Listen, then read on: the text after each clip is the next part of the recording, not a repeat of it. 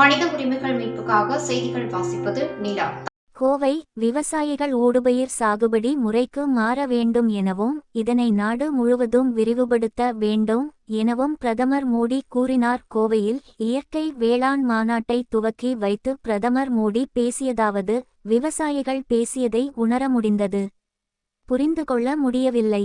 விவசாயிகள் துண்டை சுழற்றியதை பார்க்கும் போது பீகாரின் காற்று இங்கேயும் வீசுகிறதோ என்று என் மனம் எண்ணியது. புட்டபர்த்தியில் சத்யசாய்பாவின் நூற்றாண்டு விழா என்பது உலகளாவிய அமைதி, அன்பு மற்றும் சேவைக்கான திருவிழாவாக மாறி உள்ளது என பிரதமர் மோடி தெரிவித்துள்ளார். புட்டபர்த்தியில் பகவான் ஸ்ரீ சத்ய சாய் பாபாவின் வாழ்க்கை, போதனைகள் மற்றும் பாரம்பரியத்தை கௌரவிக்கும் விதமாக நூற்றாண்டு நினைவு நாணயம் மற்றும் ஒரு தபால் தலையை பிரதமர் மோடி வெளியிட்டார். பின்னர் பிரதமர் மோடி பேசியதாவது: ஸ்ரீ சத்ய சாய் பாபாவின் இந்த பிறந்தநாள் நூற்றாண்டு விழா வெறும் கொண்டாட்டம் மட்டுமல்ல, தெய்வீக ஆசீர்வாதம் ஆகும். ராமேஸ்வரத்தில் காதலிக்க மறுத்த 12ஆம் வகுப்பு மாணவி கத்தியால் குத்தி கொலை செய்யப்பட்ட சம்பவத்திற்கு அதிமுக பொதுச் செயலாளர் இபிஎஸ் கண்டனம் தெரிவித்துள்ளார். அவரது அறிக்கை: ராமேஸ்வரத்தில் தன்னை காதலிக்க மறுத்த 12ஆம் வகுப்பு மாணவியை வாலிபர் கத்தியால் குத்தி படுகொலை செய்ததாக வரும் செய்தி அதிர்ச்சி அளிக்கிறது. காலை நேரத்தில் பள்ளிக்கு செல்லும் மாணவிக்கு கூட பாதுகாப்பு இல்லாத ஒரு அவல நிலைக்கு யார் பொறுப்பு? பட்டப்பகலில் பள்ளி மாணவியை கொலை செய்யும் அளவிற்கு குற்றவாளிக்கு இவ்வளவு துணிச்சல் எங்கிருந்து வந்தது? ஸ்டாலின் மாடல் திமுக ஆட்சியில் சட்டம் ஒழுங்கையும் பெண்கள் பாதுகாப்பையும் முழுமையாக குழி தோண்டி புதைத்துவிட்டதே இத்தகைய கொடூர குற்றச் செயல்களுக்கு முழுமுதற் காரணம்.